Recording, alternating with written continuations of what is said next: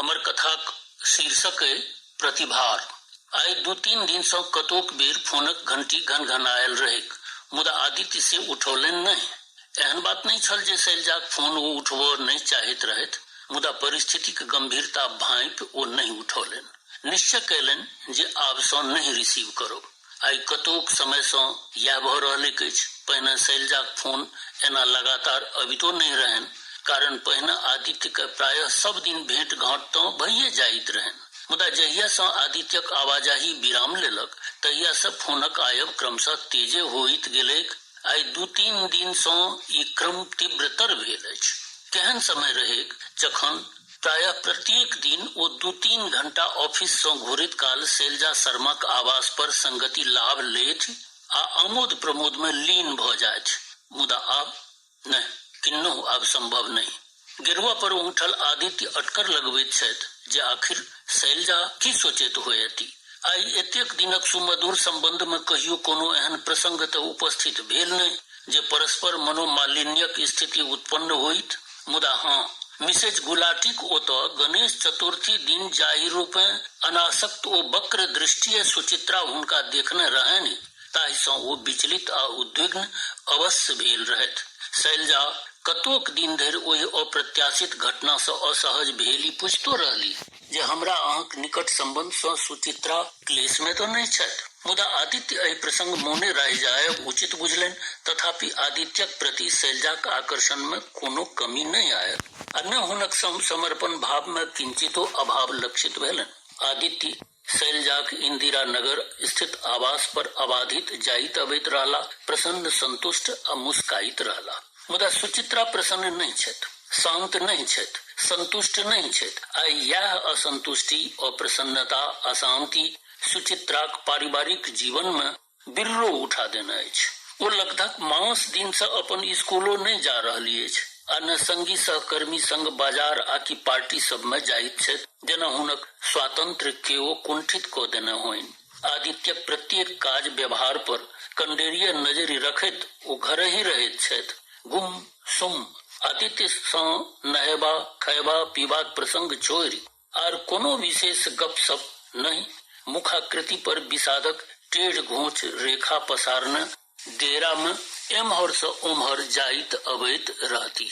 आदित्य हुनक सब गतिविधिक चौरचित लैत छथि, सब किछु बुझैत छथि आ विचारैत छथि जे मनुखक स्वभाव केहन विचित्र होइत छै। जीवन में वैयक्तिक स्वतंत्रता सब चाहे छै, किंतु ओहने स्वच्छंदताक उपयोग जखन केओ दोसर करत तऽ से अनर्गल भऽ जाइत अछि। आदित्य कहियो सुचित्राक मोन मिजाज स्वेच्छाचारिताक विरोध नहीं कयलनि, कारण वो मानैत छथि जे स्त्री पुरुष सबकेँ अपन सुख दुख आशा आकांक्षाक पूर्ति लेल बंधन रहित भऽ जीवन में अग्रसर होयबाक अधिकार छैक। आब तऽ ओ परिस्थिति अछियो नहीं जे समाज परिवारक निषेधाज्ञा सँ संतप्त भऽ जीवनक पुरातन आदर्श के डेबैत रहू। ओना सुचित्राक जीवन दशा बोध तऽ हुनक पूर्वहि सँ विदित रहनि। बोकारो स्टील सिटी के एक गोट परियोजना में आदित्यक पिता धरनी बाबू कार्यरत रहथिन। ओतहि 5 संतानक पिता अवध बिहारी बाबू सेहो क्रय विक्रय शाखा में पदस्थापित छलाह, जनिक जेठ संतान छथि सुचित्रा। आदित्य ओ सुचित्राक परिवार में बेस हेमछेम, एक दोसराक ओतऽ आयब जायब, नोत पिहानी आदि परस्पर संबंधक प्रगाढ़ता में सहायक होइत गेल। अवध बिहारी बाबू आय सँ बेसी हस्तमुक्त आधुनिक जीवन शैली आ स्वच्छंदता पोषक आ तहिना अपन परिवारों के उन्मुक्त भाव बोध दिस उन्मुखो कयल। मुदा धरनी बाबूक स्वभाव व्यवहार ठीक तकर विपरीत, मितभाषी, संयमित, सीमित। उन्मुक्तताक विरोधी तो नहीं, किंतु पक्षधरो नहीं रहत आ तैं एकर प्रत्यक्ष परोक्ष प्रभावो हुनक धिया पुता पर पड़लनि। बोकारो में आरंभिक पढ़ाई लिखाई के उपरांत सुचित्रा अपन मामाक आश्रय पाबि इलाहाबाद गेली आ ओतहि सँ स्नातक भेली। आदित्य के हुनक पिता रांची पठौलनि, जतऽ ओ कंप्यूटर शिक्षा में स्नातक आ स्नातकोत्तरक डिग्री पाबि लखनऊ के कौशल विकास केंद्रक स्थायी सेवा में स्थापित भऽ गेला। जहिया आदित्य के नियोजनक पत्र भेटल रहनि तहिया धरनी बाबूक घर परिवार घर आह्लाद आ उमंग सँ भरि गेल रहे। कतोक हित मित्र सहकर्मी सेहो हुनक आवास पर आबि बधाई दऽ हुनका सभीक हर्ष में सहभागी भेल रहथि। अवध बिहारी बाबूक तो गप्पे नहीं। एहन क्षण में ओ कोना अनुपस्थित रहैत। ओ तऽ पहिनो जखन तखन धिया पुताक चर्च होइक तऽ धरनी बाबू के कहल करैत, अहाँक आदित्य बड्ड मृदु अतुल आ भविष्णु छथि। देखबैक एक दिन ओ भाग्यवान सिद्ध होइता। सप्ताहक भीतरे आदित्य पदभार ग्रहण करबा लेल लखनऊ चल गेल रहथि। धरनी बाबू परिवार में जेना नव जीवनक संचार भेल, मुदा अवध बिहारीक चिंता आ व्यग्रता अपन जेठ पुत्री सुचित्राक भविष्य लेल तीव्र भ गेलनि। सुचित्रा द्वारा अपन आजीविका लेल कयल जा रहल प्रयत्नक सफलता असफलता से बेसी ओकर वयस वृद्धि आ पसरल जा रहल देह दशा हुनका आब विशेष रूपे चिंतित कयने जा रहल छल। बाल बच्चाक भाग्य सौभाग्य आ आय सँ बेसी हस्तमुक्त जीवन स्थितिक ओ विचार करैत आ चिंताक सागर में डूबि जाइत। दुख, चिंता, संताप तो मनुष्य जीवनक स्थायी भाव स्थिति होइछ, मुदा क्षणस्थायी आशाक अस्फुट किरणों तखन मनुष्य के पराभव बोध से निकसबा में प्राणदायी होइछ। आ यह आशा ओ विश्वासक किरण अवध बिहारी के धरनी बाबू परिवारक संक्रम से बढ़िते जाइत प्रगाढ़ता में दिखाई पड़ैत छै। अवध बिहारी एही आशा आ संबंधक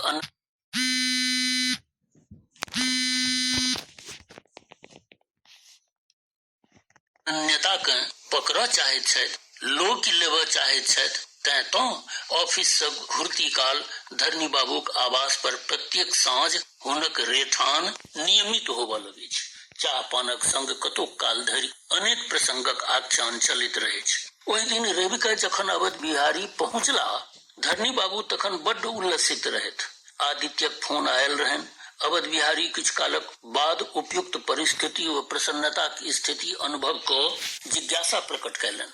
सुचित्राक मम्मी हमरा पूछैत रहैत जे आब तो आदित्यक विवाह दानक चर्च होबे करतनि। हाँ से तो उचिते छै, बयसो तो भइए गेल छनि आदित्यक। उल्लसित धरनी बाबू बाजि गेला चोट्टहि। अस्फुट से कदाचित स्फुट होइत आशा किरण माला देख जेना अवध बिहारीक आंखि में चमक आबि गेलन।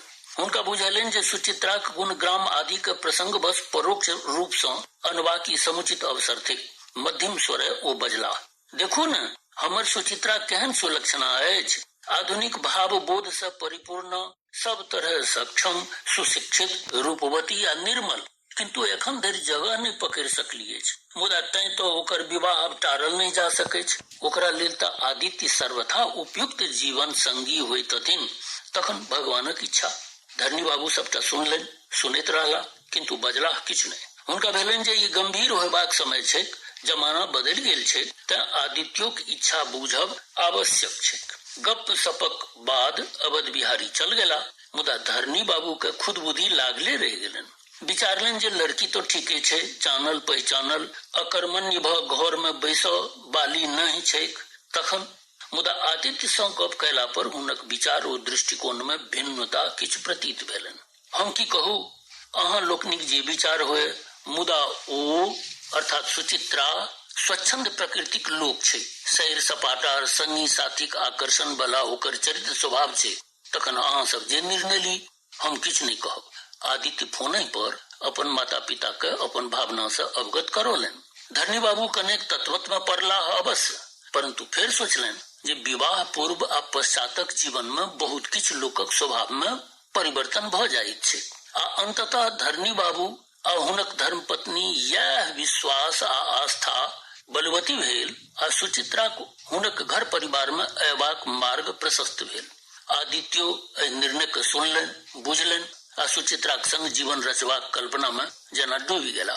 मासे दिनक अनंतर फागुनक इजोरिया पक्ष में आदित्य सुचित्रा दाम्पत्य जीवनक तीत मधुर संसार में प्रवेश कैलन आ धरनी बाबू आ अवध बिहारी बाबू परिवार एक भ गेल। एक आम दू कतरा।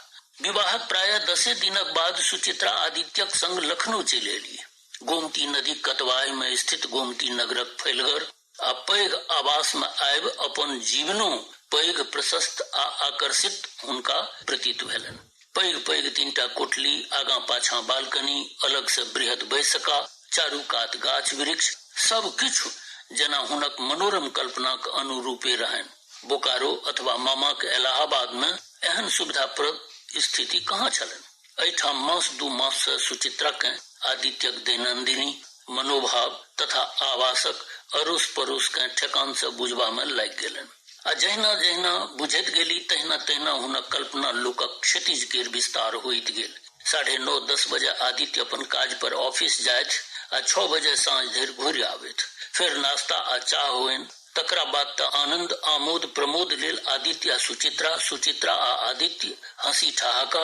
आदित्यक दिन भरिक अनुपस्थिति में बालकनी में ठाढ़ि भ शहर के निहारब, लैपटॉप पर सौंदर्य आ वस्त्र प्रसाधनक साइट देखब अथवा आलस भेला पर सुति जायब सुचित्राक जेना जीवन क्रम बनि गेलन। गोमती के गतिवान जलधार जकाँ हुनक समय कटैत गेल, ससरैत गेल रहनि। मुदा उन्मुक्त मोन प्राणक सुचित्रा के किछुए दिन में जीवन क्रमक निष्क्रियता आ एकांतिकता जेना अखरऽ लागल रहनि। फोन पर गप, लैपटॉप आ बाह्य दृश्यावली निहारब हुनक स्वतंत्र बोध के जेना एक गोट सीमा में समेटऽ लागल रहनि। रातियो में आदित्य थाकल रहला कारणे स्पंदनहीन भ सुति जाइत। सबेर सकाले आ से हुनका तृप्ति बोध रहित केने जाइन। ऑफिस सँ कोनो छुट्टीक दिन आदित्य अलसायल ओछाओन पर पड़ल छलाह आ सुचित्रा हुनक बक्ष पर माथ ध उंगठल पड़ल रहैत। हुनका तखने अपन मामाक सलाह मोन पड़ि आयल रहनि। ओ कोमल स्वरे आदित्य के पूछने रहथिन, यौ हमर मामा एही मोहल्ला के एकटा पब्लिक स्कूल में हमरा लेल नौकरीक बात कहने छथिन।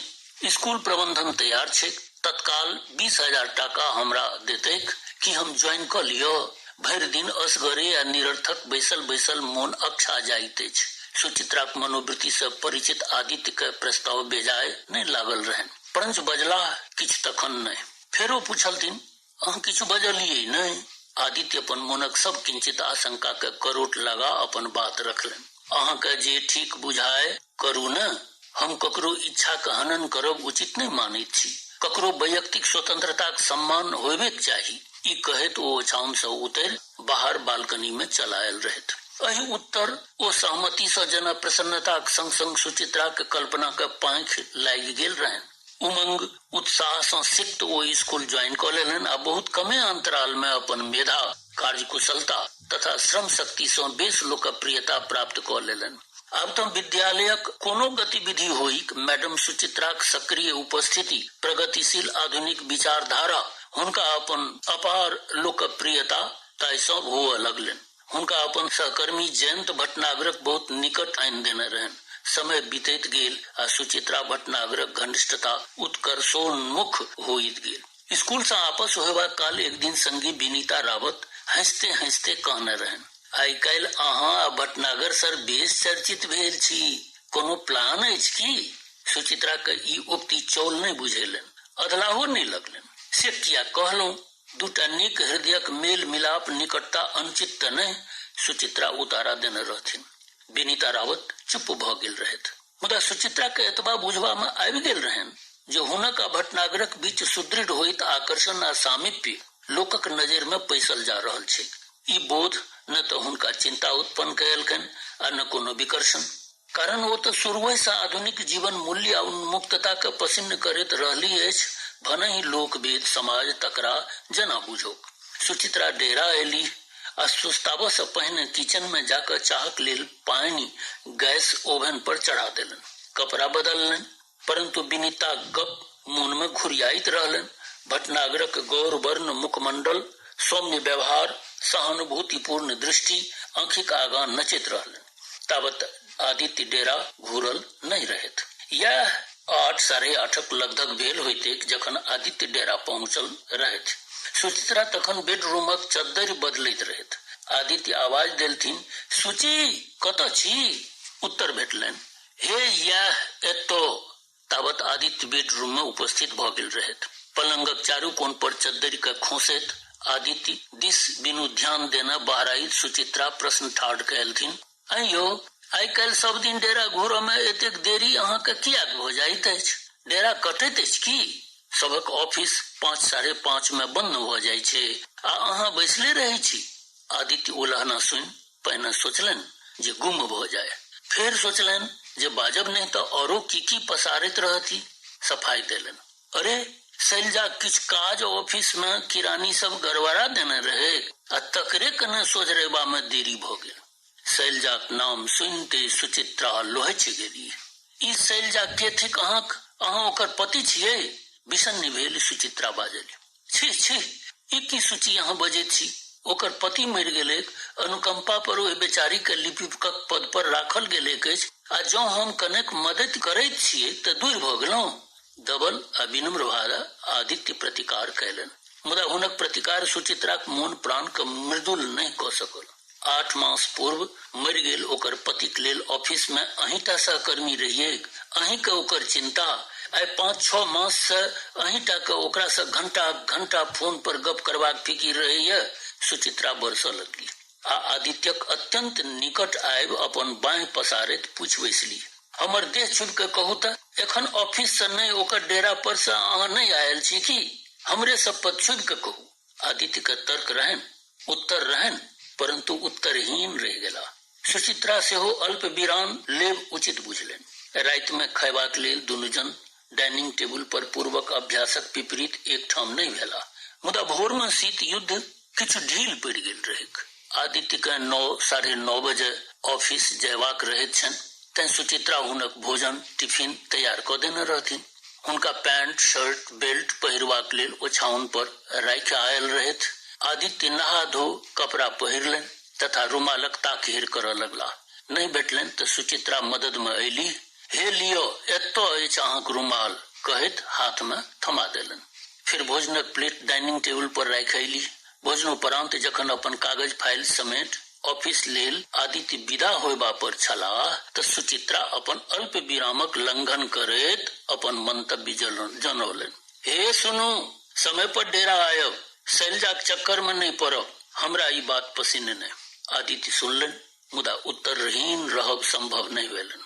संयमित भऽ साफ साफ बजलाह, हम वैयक्तिक स्वतंत्रताक सम्मान तऽ करैत छी, किंतु अहूँ जयंत भटनागरक संग चर्चित होय से हमरा नीक नहीं लगैया। आ निकल गेला ऑफिस लेल। सुचित्रा ई सुनि अबाक रहि गेली, शब्दक लेल अकिंचन भऽ गेली। अपराध बोध घेरऽ लगलनि। विनीता रावत आ भटनागर जेना आँखिक सोझा नाचऽ लगलनि। साँझ में आदित्य ससमय डेरा आबि गेला। शैलजाक फोन उठायब बंद कयलनि। सुचित्रा हर्षित भेली आ स्कूल जायब त्याग देलनि। अभी आप सुन रहे थे कथा पाठ, शीर्षक था प्रतिभार और कथाकार थे ललितेश मिश्र। प्रसारण आकाशवाणी के दरभंगा केंद्र से किया गया। अब सुनते हैं अरविंद कुमार झा के स्वर में लोकगीत।